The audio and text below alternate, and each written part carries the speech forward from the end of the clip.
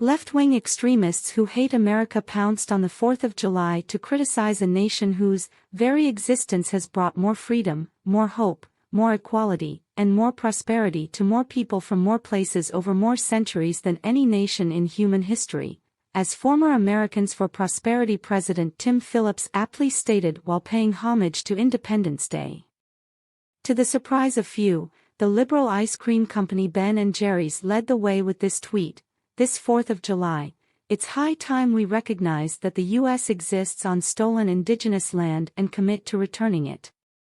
Ben & Jerry's also besmirched Mount Rushmore and the American presidents depicted in stone: George Washington, Thomas Jefferson, Theodore Roosevelt and Abraham Lincoln, which drew a sharp rebuke from South Dakota Governor Kristi Noem, R.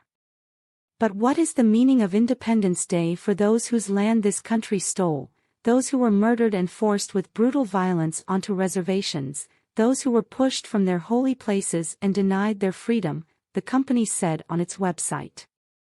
The faces on Mount Rushmore are the faces of men who actively worked to destroy indigenous cultures and ways of life, to deny indigenous people their basic rights. Appearing on Fox and Friends, Noem declared, "I'm not going to listen to a bunch of liberal Vermont businessmen who think they know everything about this country and haven't studied our history. Right now, Mount Rushmore is the greatest symbol of our freedom and history of the United States of America," she said. "We can learn from the men on that mountain. We can do better. But, boy, they led us through some challenging times. And I think Americans in this country need some inspiration, and we can gain it from a monument like that. We should be proud of America and knock off what Ben & Jerry's is doing. They don't have any idea what they're doing."